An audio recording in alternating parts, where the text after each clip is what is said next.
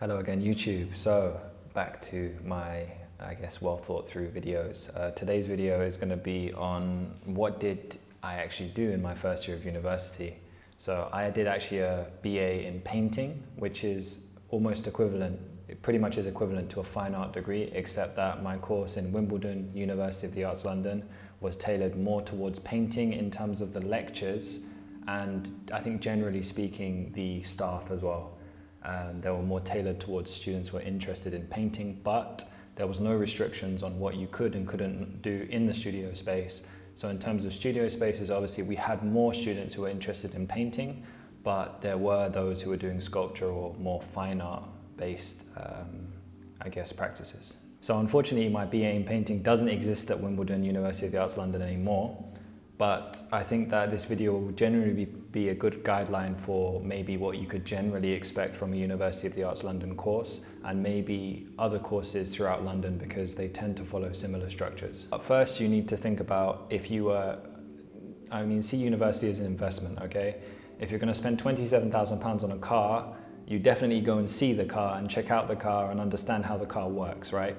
So with any university, I would always say try to speak to the students. The students will give you an honest opinion of what actually the course is actually structured like, how it is, how they feel about the studio spaces, and go and visit if you can. If you can't visit, then at least do a virtual tour on the website. As I said, £27,000 investment, it makes sense to go and see it and understand what you're going into before just splashing the cash. So what did I actually do in my first year at university? So I don't want to set the video off on a negative tone, but first year for me was the worst year. But the first year was basically divided into 4 units. I went and I dug up my old kind of assessment stuff and I dug up as much as I could. Unfortunately, I don't have much information on Unit 1, but Unit 1 I recall to be a rather small unit. It's kind of obviously an introduction to the university or the campus, or it's like a beginning for your studio practice. Now, for the studio practice, I kind of need to explain what the studio practice is because people sometimes maybe might expect something to be structured. You're given like a theme or something that you follow. This isn't the case. Studio practice is literally whatever you want to do as an artist. This is your practice and they expect you to come to your space and just work. There's no guidance except through discussions with your personal tutor that you will be assigned, and you will have maybe 1 tutorial every few weeks. So it's not like a daily tutorial, this isn't a weekly tutorial. Every maybe 2 or 3 weeks you might have a tutorial, depending on your university. So this studio practice is what you're interested in. You pick up your paint, you pick up your sculpting materials, you do your printmaking or whatever, and you produce work. You also need to do independent research in your own time, so you need to understand how to, organize and structure information, and how do you translate your ideas and your research into work. And when it comes to assessment, they assess the relationship and how good you are at essentially translating those ideas that you have in your head into your work. So, also, just a side note, I'm going to be putting up pictures of, my assessment or my studio space and what I experienced in first year, what I could find as the video goes on. So I don't know if I'm gonna point and say this is it, or I might just have the pictures go over the top. So as I said, the Unit 1 was, from what I remember, quite a small unit. So then there was Units 2 and Units 3. These were studio practice units. So when I say the studio practice, they give you an amount of time to do your work, and then they expect you to produce maybe some final pieces that are kind of, refined in terms of how you've translated your ideas into paintings or whatever you're interested in, and then you display it in a clean studio space. So you're also assessed on your presentation, how high or low you hang the painting, maybe what you display, is it too much, is it too little, and then obviously how that relates to your research. And so I had Unit 2, which was 1 unit. They assessed that, I think it was around February or March time, something like that. I can't remember the dates exactly. And then I had Unit 3, which was then another kind of, you have a new set of ideas, or you just continue your practice and produce more work, which would be assessed then at the end of that time period. So bear in mind, your studio practice isn't the only thing that you're going to be doing. There will also be seminars and lectures throughout the term, some compulsory, some optional, and I would actually argue in my university some of the optional lectures were the best because the visiting artists usually had the kind of most interesting things to say because they really spoke as an individual, and obviously when you get an idea of, I guess, people's different practices, you get an idea of working process and thinking process and how can you apply that to your own work. As for the compulsory lectures and the, because we had to do some write-ups, for example, for Unit 4 examination, it kind of depends on what you're interested in. It's kind of hit or miss. Some you might find interesting, others you might find boring. Some lecturers are very good at presenting, others are like a dying cat. I don't know why I would say a dying cat, but let's just say you will enjoy some, you might not enjoy others, as I think this is the same with every university, with any topic. But the compulsory ones you need to go to, you need to take notes, and you need to process those ideas. So I just touched on Unit 4. Unit 4 actually consisted of, the main task was a 1,500 word essay, and then also the university, the lecture written assignments, the compulsory lectures we had to go to, you had to do write-ups. And I think there was something like 6 or 7 compulsory lectures and we had to do 4 write-ups. So it doesn't mean if you miss 1 or 2, it's not kind of the end of the world. But you just need to do a write-up of those. And actually I'm going to go through some of my evaluations that I kind of wrote for my units, the studio practice units, because you had to do a self-evaluation of the unit once you were finished, and also the evaluations of the lectures and stuff. So I'll actually go through with some of that now. So I guess just a little preview of an evaluation I wrote. This lecture was about, the title was Display and Exhibition as a Medium.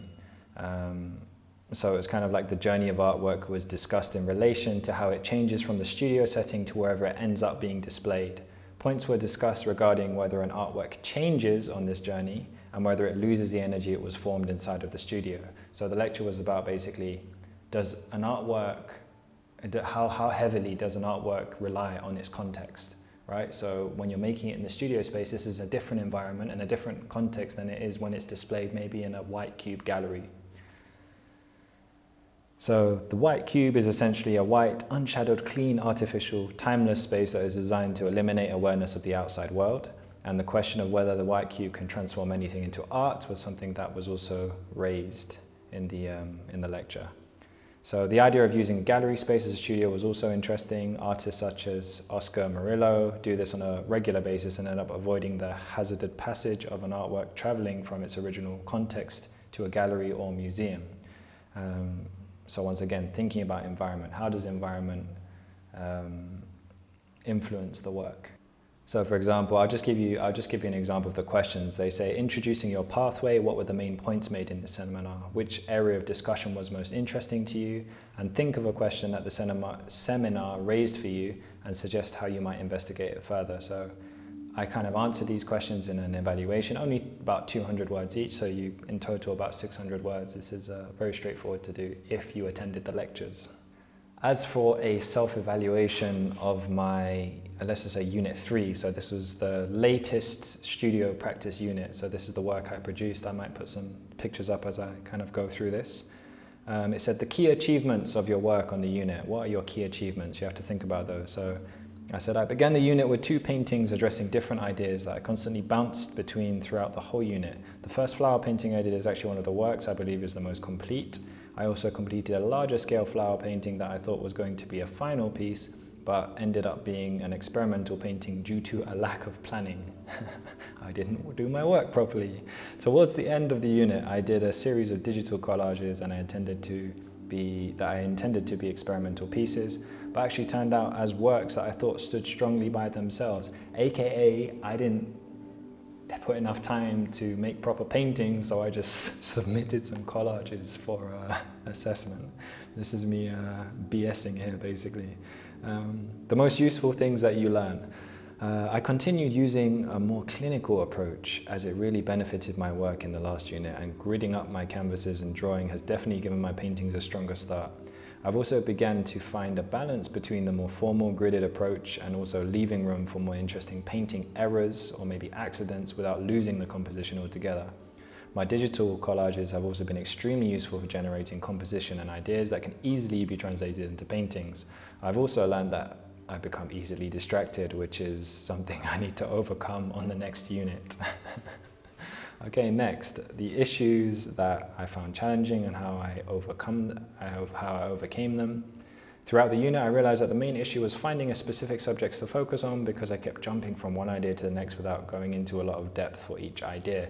This is basically a summary of many people's first year. Towards the end of the unit, I thought I was going to focus in on the subject of flower painting, but I decided to finish with some abstract digital collages touching on the theme of surrealism. It frustrated me that I didn't work with one subject for longer because I feel as though, because my distracted approach has resulted in final pieces smaller than I initially intended because of time restraints. Organization, collection of ideas, basically, I need to work harder. List what you now consider to be the main areas for development that you intend to focus on in the next unit. I feel as though I'm getting more comfortable with oil paints and I've found a working process that suits me. I will continue to develop my practical skills by taking on the subjects that are technically challenging for my painting, and I also want to now find a balance between my clinical style of working and also a style that is more personal and representative of my ideas. I think this was just moving, as in not just becoming a printer. This is what I mean by clinical style. I'm also very interested in the work of Adrian Guiney, whose own painting of Van Gogh's sunflowers has made me extremely curious in the idea of translating artworks, which could be an interesting theme to work on in the next unit. By translation, I mean translating an old artwork into a contemporary context, so kind of stealing it and making it your own. So that was my evaluation for my third unit in the first year. Now, I just kind of wanted to, I guess, summarize first year. I actually said at the beginning, like, it was my worst year, and I'll stand by that, what I said. So actually in the first year, I found the studio spaces, I didn't like the studio spaces, to be honest. I had an hour and a 20-minute trek into university, and I found that in first year, not many people came in. The studios were a bit cold and kind of dead. Not to say that there weren't friendly people around, but it just wasn't really, my studio space was quite small, and to travel an hour and 20 minutes in to then kind of have a bit of a dead day where I guess the energy didn't feel that great was kind of difficult for me. So actually, I remember for the second half of the year, I pretty much didn't come in much, and I made a studio space at home to work from, just because it was more convenient for me, and it didn't make much of a difference for me going in and not going in. But I do remember that in my first year, I learned how to build a stretcher, which was an amazing skill for a painter to have. I also had an amazing first year tutor who was a very technical painter, who I just basically said to him, like, I don't care about my ideas, just teach me how to paint, which I would advise anyone in first year, because your ideas really don't matter in first year. Seriously, like they're gonna change so much in second year, and then you're gonna finalize them for third year. Second year, you can focus more on your ideas. Forget about your ideas really in the first year. Focus on your craft.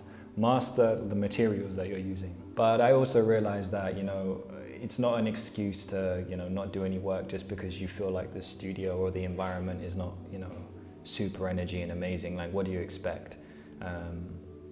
I feel like you need to be strong independently to survive in the creative world. So, you know, use, even if you have a kind of maybe a negative environment or an environment that feels a bit cold to you, use it as a way to make yourself stronger, because you need to get used to it. You need to be on your own. You need to be able to work hard on your own despite the energy around you. Finally, as a side note, I remember we had to write an artist statement. So this is kind of like a summary of what's the context of your work and what are the ideas surrounding your work. So what I wrote was, my work aims to explore the boundaries between realism and the abstract. In my abstract work, I look at how texture, color, and multiple layers can create space and experiment with how paint is applied to a surface.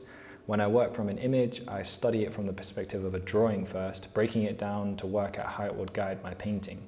In most of my recent works, I have visited the theme of the sublime in relation to nature and attempted to process it in a modern context.